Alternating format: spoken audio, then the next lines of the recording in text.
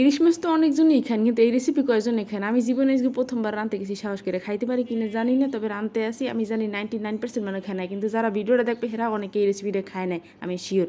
তো কী কী লাগবে এই অভিনব রেসিপি, এককালে খাইতে পারা না খাইতে পারা রেসিপিতে? তো টমেটো, পেঁয়াজ আর হালকা একটু সরিষা দিয়ে দিয়েছি, কাঁচামরিচ সুন্দর মতো কুচি কুচি করে কাটতে, পরে এর মধ্যে দিয়ে দিয়েছি ব্লেন্ডার করার লাগে, ব্লেন্ডার করবো আজকে যেহেতু এককালে অভিনব পদ্ধতিতে, বুঝছেন।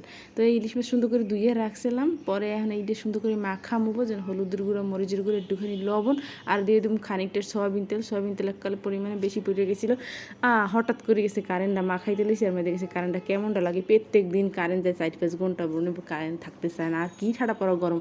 যাই হোক, এই যে মাখানি হয়ে গেছে, এখন কোন সময় কারেন্ট আইবে এই অপেক্ষা থুয়ে দিয়েছিলাম একাল আধা ঘন্টা, কিন্তু এই কারেন্ট আইতেছে না। পরে চার্জার লাইট লিয়ে টুকটুক টুকটুক করে কাজ করতেছিলাম।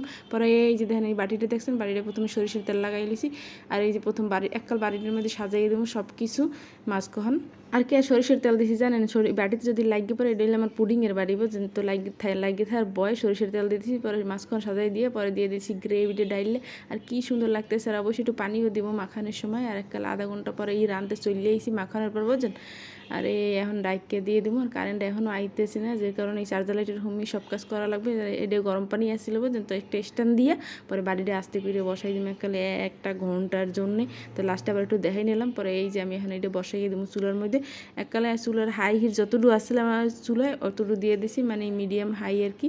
তো এখন এই যে এক পর্যায়ে আধা ঘন্টা পর চলে এসেছি, দেখেন এই মাছের কী অবস্থা দেখার লাগে। কারেন্ট এই পর্যায়ে আসছে, বুঝছেন। তো এই জন্য আবার দেখাইতে চলে এসেছি আমি করে, যে টগর পকর করে ফুটতে আসে। এই পর্যায়ে এককাল বাটির মাছও এককাল টগর পকর করে ফুটতে আসছিলো। পরে এই পর্যায়ে দিয়ে দিব কটা কাঁচামরিচ, বুঝছেন। কারণ কাঁচামরিচ দিলে যে কোনো তরকারি দেখতে অনেক সুন্দর লাগে, দেখতে লোভনীয় লাগে। এই যে কি সুন্দর সব তেল একদম উপরে ছেড়ে ছেড়ে চলে আসছে। এক পর্যায়ে কাল ফুটে টগর পকর করে ফুটতে আসছে। আর এই দেন ফাইনাল লুক। আর কী যে গ্রানটা লাগতেছে, যে কয়েকবার এককালে ডাকনাটা খুলছি, আহা হা, ঘরের মানুষকে কী রানতেছে, এত সুন্দর গ্রান কেন? আমি কি এত সুন্দর তো গ্রান, কিন্তু খাইতে পারি না খাইতে পারি, এর তো প্রশ্নটা। কয় আরে আল্লাহ, খাওয়া যাবে না, কেটা করছে সপ্তাহ চাইতে এই রেসিপিটা ফার্স্ট। আর আমি এতক্ষণ জ্বালাইছি, যে কারণে মাছ খইয়ে গেছে। আপনারা আধা ঘন্টা কি 40 মিনিট বেশি রাখবেন না, আমি এককাল মনের ডরে বয়ে 1 ঘন্টা রাখছি। এই দেন।